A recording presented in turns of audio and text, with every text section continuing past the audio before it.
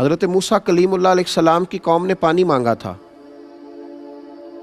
ہم یہ کہتے ہیں کہ ہوگا کیسے، ملے گا کیسے، مثلا کس طرح کر کے ہوگا، یہ اللہ پہ چھوڑ دیں. مالک پتہ ہی نہیں لگنے دیتا کس طرح حالات بہترین فرما دیتا ہے. وہ کیسے کرے گا ہمیں خبر نہیں ہوتی، اور آپ نے زندگی میں، میں نے زندگی میں یہ تجربہ کیا ہوگا کہ نہیں پتہ چلتا حالات کیسے ٹھیک ہو جاتے ہیں. حضرت موسیٰ علیہ السلام کی قوم نے آ کے پانی مانگا تھا کہ پانی دیجیے. پانی چشموں سے ملتا ہے، پہاڑوں سے نہیں ملتا.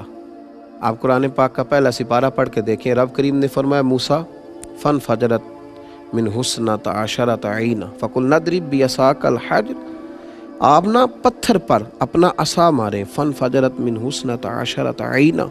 فرمایا جب انہوں نے مارا پتھر پر، حالانکہ پتھر سے تھوڑی پانی نکلتا ہے، پانی تو چشموں سے نکلتا ہے، لیکن جب پتھر پر عصا مارا تو اللہ نے پتھر میں سے 12 چشمے جاری کر دیے. کیونکہ حضرت موسیٰ کا یقین مضبوط تھا. انہوں نے یہ نہیں کہا تھا کہ یا اللہ پتھر سے پانی کیسے نکلے گا، پانی تو چشموں سے نکلتا ہے، تو دریا کا پتہ بتا، تو جھیل کی خبر دے. اللہ نے کہہ دیا کہ پتھر پر عصا مارے تو پانی نکل آئے گا، تو جناب موسیٰ نے پتھر پر عصا مار دیا. انہوں نے مارا ایک عصا، ایک ضرب لگائی تو چشمے کتنے نکلے؟ 12. اس کا معنی یہ ہے کہ اپنے یقین کامل سے تو ایک چشمہ لینے جائے گا تو اللہ تجھے یقین کامل کی برکت سے 12 عطا فرمائے گا. اللہ 12 دے گا. شرط کیا ہے؟ یقین مضبوط ہو، ایمان مضبوط ہو. حضرت موسیٰ علیہ السلام جب فرعون کے جادوگروں کے مقابلے میں آئے تھے تو وہ تو بڑے بڑے اژدہے لے کے آئے تھے. آج بھی ہمیں کہا جاتا ہے نا کہ ایٹم بم سے مقابلہ کرنا ہے آپ نے بڑی تو آپ کو بڑی منصوبہ بندی کرنی پڑے گی. تو میرے بھائی وہ بڑے بڑے اژدہے لے کے آئے تھے، بڑا کچھ لے کر کے آئے تھے. تو اللہ کریم نے حضرت موسیٰ علیہ السلام سے کہا کہ آپ اپنا عصا ڈال دیجئے. اب عقل تو نہیں نہ تسلیم کرتی کہ ایک ڈنڈے کو، وہ بھی مارنا نہیں سانپوں کو، بس پھینک دیں آپ، تو سانپوں کو کیسے مقابلہ کرے گا؟ لیکن مفسرین نے لکھا ہے کہ وہ حضرت موسیٰ کا یقین کامل تھا. ان کے دل میں ایک دفعہ بھی شک نہیں آیا کہ یہ عصا میرا سانپوں کا مقابلہ کیسے کرے گا. انہوں نے عصا ڈال دیا تو اللہ نے سب سے بڑا اژدہا بنا دیا، اور وہ سارے سانپوں کو نگل گیا. یقین کی دولت پیدا کریں. کمزوریوں نے ہمیں کمزور کر دیا. نبی پاک صلی اللہ علیہ وسلم نے فرمایا، مشکات کی حدیث ہے کہ اللہ سے یوں نہ مانگا کرو کہ یا اللہ تو چاہے تو دے، چاہے تو نہ دے. فرمایا اپنے رب سے مانگو تو پورے یقین سے مانگو، اس طلب سے مانگو کہ اللہ ضرور عطا کرے گا، اور وہ عطا کرنے والا، اور وہ اپنے بندوں کو عطا فرمایا کرتا. تم ذوق سے مانگو، شوق سے مانگو، دلچسپی سے مانگو. ہم دنیا داروں کو مناتے ہیں تو دلچسپی سے مناتے ہیں.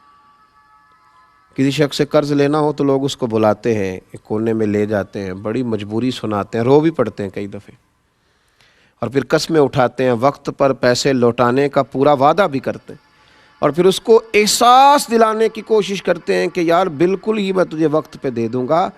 جب ہم بندوں سے طلب کرتے ہیں تو ہمارا انداز بڑا زبردست ہوتا ہے، اور اللہ سے مانگتے ہیں تو یقین ہی نہیں ہے. لفظ کچھ ادا ہو رہے ہیں، زبان سے کچھ نکل رہا ہے، ذہن کہیں اور گھوم رہا ہے.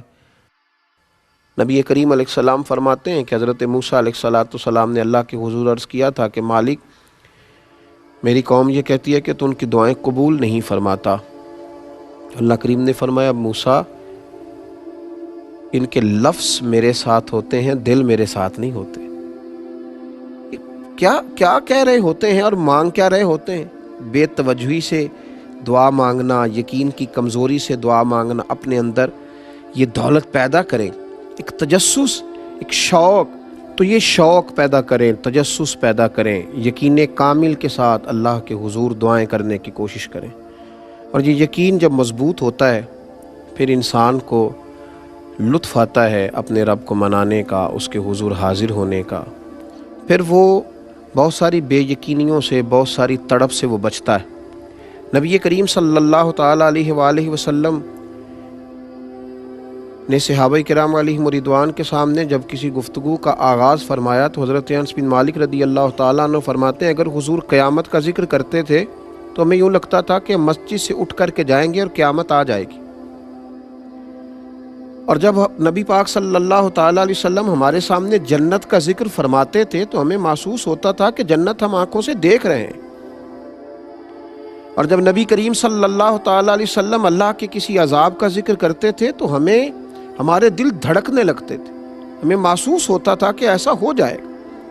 یقین کامل کے ساتھ جب چیزیں سنی جاتی ہیں، اور یقین کے لیے یہاں تھوڑی سی محنت کرنی پڑتی ہے، دل کو ذرا ٹھہرانا پڑتا ہے، کچھ ماحول ایسا پیدا کرنا پڑتا ہے۔ حضرت ام سلمہ رضی اللہ تعالی عنہا جو بعد میں ام المومنین بنی، مسند امام احمد میں حدیث ہے، فرماتی ہیں کہ نبی پاک علیہ الصلوۃ والسلام کے صحابی ابو سلمہ جو میرے شوہر تھے تو بڑے شفیق تھے، بڑے مہربان تھے، بڑا پیار کرنے والے تھے، اور مدینے میں میرے شوہر کی لوگ مثالیں دیا کرتے تھے۔ ام سلمہ کا شوہر ابو سلمہ بڑا ہی رفیق ہے، بڑی محبت کرنے والا ہے۔ فرماتی ہیں وہ مسجد نبوی شریف سے جو بھی سن کے آتے مجھے گھر آ کے سنایا کرتے۔ ایک دن وہ مسجد سے حدیث سن کے آئے تو بڑے خوش تھے، اور آ کر کے مجھے کہنے لگے کہ ام سلمہ آج میں ایسی بات سن کے آیا ہوں کہ تم بھی اس پہ عمل کرو گی تو اللہ تمہیں بڑا ہی اجر عطا کرے گا۔ میں نے کہا سنائیے، تو کہنے لگے آج قریب محبوب علیہ السلام نے کہا ہے کہ جس پر کوئی مشکل آئے اسے کہنا چاہیے انا للہ و انا الیہ راجعون، تو اللہ تعالیٰ نے جو چیز اس سے لی ہوگی اللہ اس سے بہتر اسے عطا کر دے گا، اللہ کسی نہ کسی انداز میں اسے اس کا نعم البدل دے دے گا، تو یہ پڑھنا چاہیے۔ جناب ام سلمہ کہتی ہے میں نے وظیفہ بنا لیا، لیکن یقین کامل کے ساتھ بنایا، میرا ضمیر اس بات پر مطمئن ہو گیا کہ واقعی اللہ نے جو لیا ہوگا اللہ اس سے بڑھ کر مجھے عطا کرے گا۔ آپ فرماتی ہیں وہ شوق، وہ ذوق، اس دلچسپی سے میں پڑھتی، اور میں نے اس کا ایک بار نہیں 20 بار تجربہ کیا کہ میں جب بھی اس کو پڑھتی تو میرا جتنا نقصان ہوا ہوتا اس سے بہتر چیز اللہ مجھے عطا کر دیتا۔ فرماتی ہیں مجھ پر ایک ایسی مصیبت آئی جو میں کبھی سوچ نہ سکتی تھی، میرے شوہر جناب ابو سلمہ انتقال کر گئے، اور ایسا شخص چلا گیا، ایسا شخص اٹھ گیا جس کی لوگ مثالیں دیتے تھے۔ حضرت ام سلمہ رضی اللہ تعالیٰ عنہ فرماتی ہیں میں بڑی پریشان ہوئی، وہ وظیفہ میں نے پڑھ لیا جو حضور نے کہا تھا انا للہ و انا الیہ راجعون، پر میں سوچتی تھی اب میں بوڑھی بھی ہوں، حسن بھی وہ نہیں رہا، اور ابو سلمہ سے اچھا شوہر مجھے کیسے ملے گا؟ پر محبوب کے اس فرمان پر بھی یقین کامل تھا کہ اللہ بہترین نعم البدل عطا کرے گا۔ جناب ام سلمہ رضی اللہ تعالیٰ عنہ کہتی ہیں میں اپنے بچوں کے درمیان پریشان بیٹھتی تھی، میری عدت گزری۔ مسلمانوں جب یقین کامل ہوتا ہے تو پھر جناب ام سلمہ کہتی ہیں اللہ تمہیں ایسا نوازتا ہے تم نے کبھی سوچا بھی نہیں ہوتا۔ آپ فرماتی ہیں کہ میرے گھر میں اتنا بڑا اعزاز مجھے ملا کہ خود اللہ کے محبوب علیہ السلام تشریف لائے۔ میں سوچتی تھی ابو سلمہ سے اچھا شوہر کیسے ملے گا، تو نبی پاک علیہ السلام نے مجھے آ کر کے کہا کہ ام سلمہ میں تیرے ساتھ نکاح کرنا چاہتا ہوں۔ کہتی میں اس قدر خوش ہوئی کہ میرے آنسو بہہ گئے۔ میں نے کہا کہ محبوب کی بات پر یقین کامل نے مجھے اتنا نواز دیا کہ میں کہتی تھی ابو سلمہ سے اچھا شوہر کیسے ملے گا، اور رب کریم نے مجھے ساری کائنات سے اچھا شوہر عطا کر دیا۔ حضرت ام سلمہ کہتی ہیں میں نے عرض کی یا رسول اللہ صلی اللہ علیہ وسلم میں بوڑھی بھی ہوں، کوئی زیادہ خوبصورت بھی نہیں، حضور میں کوئی خدمت نہیں کر سکتی، تو یہ شفقتیں، تو حضور نے فرمایا بس میں تمہیں اور تیرے بچوں کو سہارا دینا چاہتا ہوں۔ تو آپ فرماتی ہیں میرے یقین کامل نے مجھے مومنوں کی ماں بنا دیا ہے، میرے یقین کامل، اعتماد کی مضبوطی۔ جب جنگ احد ہو رہی تھی نا تو کفار نے ایک افواہ یہ پھیلا دی تھی کہ نبی پاک علیہ السلام کو شہید کر دیا گیا، اور یہ ایک بہت بڑی سازش کی تھی قریش مکہ نے، چونکہ اس سے مسلمانوں کے حوصلے ٹوٹ گئے۔ ان کا خیال تھا کہ اب ان کے یقین میں کمزوری آئے گی۔ صحابہ کچھ بکھر گئے، کچھ ذہن بکھر گئے۔ حضور علیہ الصلوۃ والسلام کی شہادت کی خبر نے لوگوں کو کمزور کر دیا۔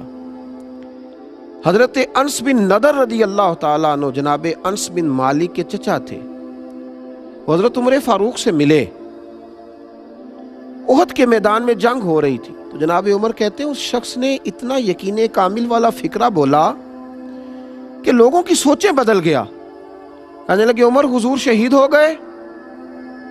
تو میں نے کہا خبر تو میں نے بھی سنی ہے۔ تو کہا عمر یہ جو جنت کا پہاڑ ہے نا اس کے قریب سے مجھے جنت کی خوشبو آ رہی ہے، جنت دور نہیں ہے، میرا یقین یہ کہتا ہے کہ جنت بالکل قریب ہے، خوشبو آ رہی ہے، آؤ چلیں، آؤ چلیں اور چل کے جنت کی اس خوشبو کو حاصل کریں۔ حضرت عمر کہتے ہیں کہ جب انہوں نے کہا نا جنت کی خوشبو آ رہی ہے تو میں نے توجہ کی تو واقعی خوشبوئیں آ رہی۔ اس کا مطلب ہے یقین کامل ہو تو جنت کی خوشبوئیں دنیا میں بھی نصیب ہو جاتی ہیں، شرط یہ ہے کہ یقین مضبوط ہو، یقین کامل ہو۔